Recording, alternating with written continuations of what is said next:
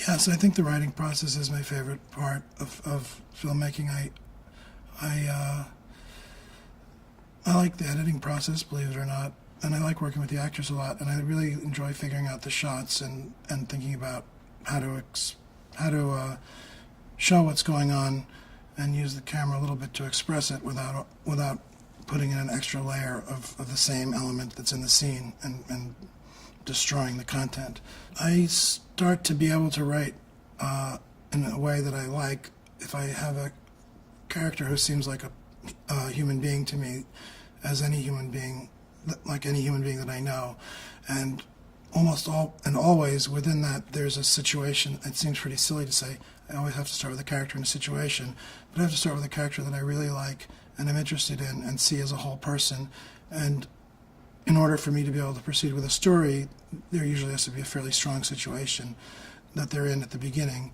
And in order for me to complete a story, I more or less have to know where it's going to end at some point in the early phase, or I don't get past the early phase.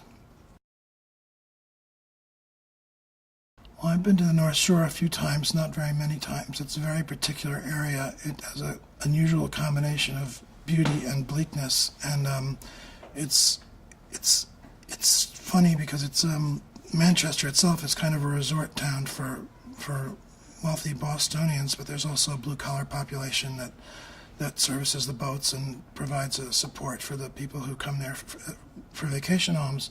It's also surrounded by other more working-class towns, Gloucester, obviously, where the suffering fishing industry comes out of, and then it's just kind of an interesting mix of real life and real natural beauty.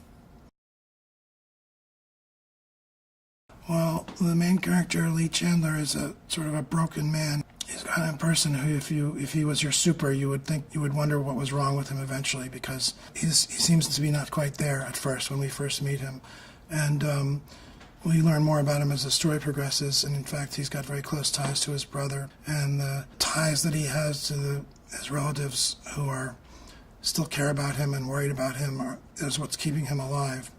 So in a way, the story's about the hazards of having very close relationships with people, because there's always a danger of something terrible happening, and then all the incredible value you get from having people love you and care about you. And both of these things going on at once is something that I'm very interested in. He has an older brother, Joe, who he's very close with, who needs him because he has health problems, and he also has a nephew.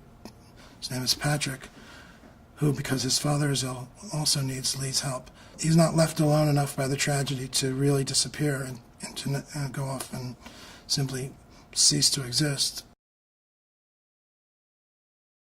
Casey is great. Been friends for a long time. We worked together for the first time in 2000.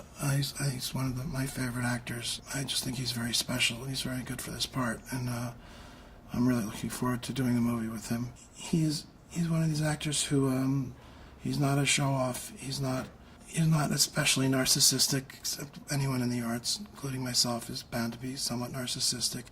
He's not interested in putting on a show. He's really interested in acting, and he's really interested in being emotionally truthful. He's got a great sense of humor. He's very handsome. He's very devoted to what he does. We've worked together before, so I know we speak a common language. I just think he's one of the most interesting actors around, so I feel very lucky he's doing this part, which is extremely challenging. I like to rehearse as much as possible, as much time and money as we can spare. I like to spend on rehearsal. I'd like to try to rehearse for 3 weeks if possible with the actors, 3 or 4 weeks if possible. You don't usually get that chance, but when I filmed Margaret, we rehearsed 4 or 5 hours a day for 3 weeks, and it's incredibly valuable. If you have a cast that's substantial, good actors, they generally like to rehearse, especially if the material is emotionally challenging. And on a movie set, at least the ones that I've been on, there's very little time for serious rehearsal, and the time that we've spent rehearsing on my other 2 films was just invaluable, because you know what you're talking about when you get to the set. You know what the basics of the scene are, and then you can go from there rather than going from nowhere. into something that you haven't explored yet. I don't know. You just write whatever successfully comes out is what you end up writing. You don't usually. I'm drawn to a lot of things, but there's only some things that I can actually write well. And I wouldn't say that I'm only drawn to heavy emotional material, but I suppose I am drawn to emotional material. But I really like humor a lot. I don't think there's much life in anything that doesn't have some humor in it. There's some very rare great works of art that have no sense of humor. It's very rare. It's almost like having no real life to me. So I don't think of this as a heavy, dark film. I think it's a film where there's people who are in a lot of pain, but there's also it's in the context of the rest of life going on around you. And the other main character is this 15-year-old kid who's got this great life that's been disrupted, and he's not interested in having it disrupted anymore.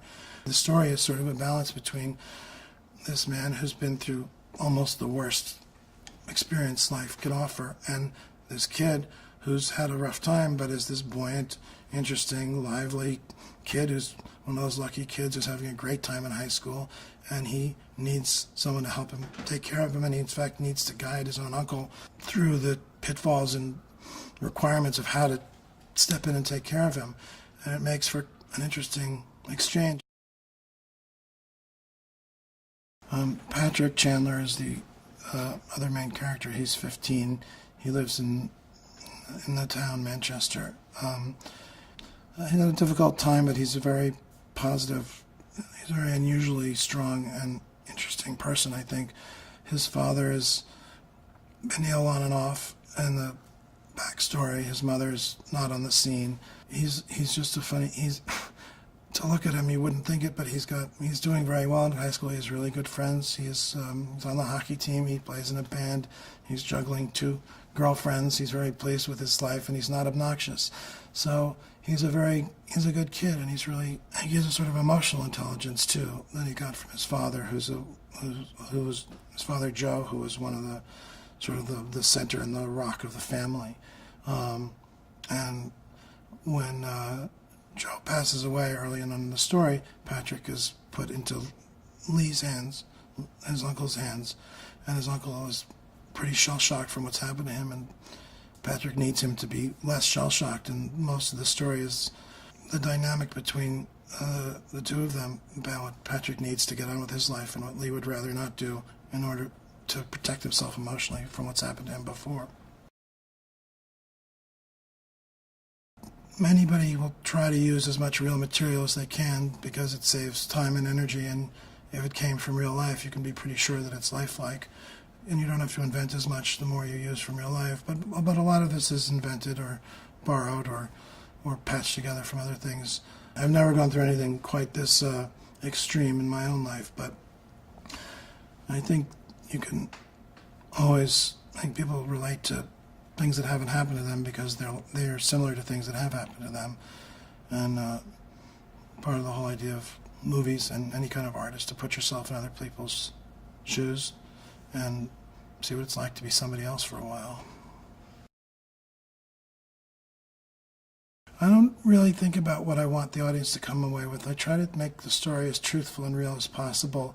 And so what I hope they come away with is that they feel like they've been through a genuine experience and that they've seen a story that seems truthful to them. And if that happens, they'll have all kinds of reactions. You want people to see the movie you tried to make, but within that, there's a million reactions that people should and can have. And I hope they get emotionally involved in it. I hope they think the jokes are funny and that the performances are good. And I hope they feel like they've seen not just my point of view, but the actors' points of view.